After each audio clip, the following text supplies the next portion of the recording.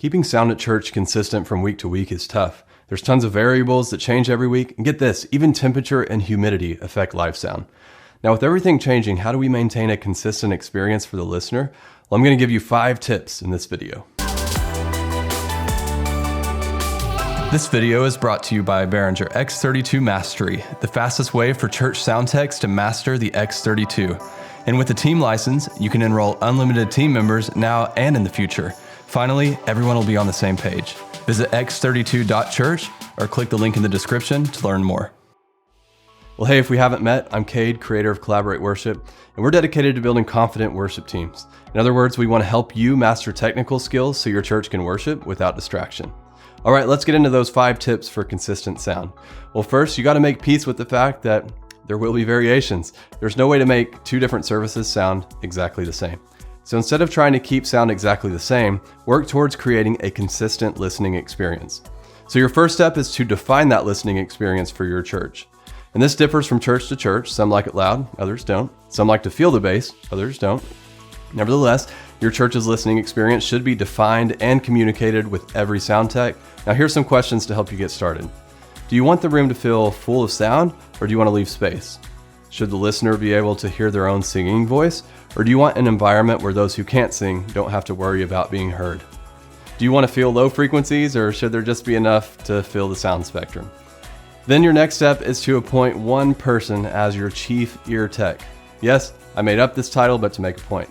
There should be one person in your church who's responsible for executing your defined listening experience. This could be the lead sound tech, worship leader, or somebody else. Whoever it is, their job is simply to listen to the mix and make sure that it aligns with your church's defined listening experience.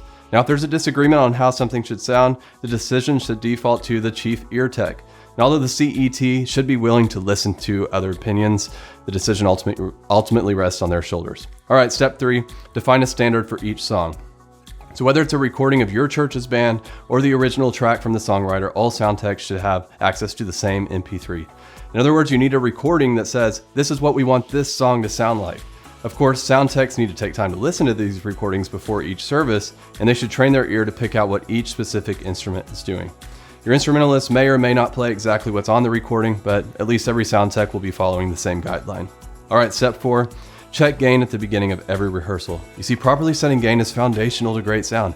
If gain's not properly understood or monitored, it can wreak havoc on your effort to create a great listening experience for not only the congregation, but the band as well. So develop a standard for setting gain and then check it at the beginning of every rehearsal. If you need help with this, I have a video on how to set gain. I'll include a link in the description. All right, the last step is to build your mix from the ground up. When all else fails, pull all your faders down and build the mix from the ground up. It may sound scary to some, but you may even find it's the best way to start every rehearsal. You should never be afraid to make adjustments to faders. I've seen many sound techs paralyzed by fear, only making tiny adjustments to faders and fear of messing up the mix. Now the best way to get rid of this fear is to pull all those suckers down and build a mix from the ground up. This is also a great way to learn and practice where each instrument fits in the mix. And now that you have a few tips for creating a consistent listening experience, I thought you might also enjoy a guide for a successful sound check. You can download my sound check guide for free by clicking the link in the description. And hey, if you have questions, drop them in the comments. I'd be glad to answer. If you'd like to see more videos like this, give me a thumbs up to let me know. And if you haven't already, be sure to subscribe to our channel and ring the little bell so that we can let you know when a new video comes out. I'll see you next time.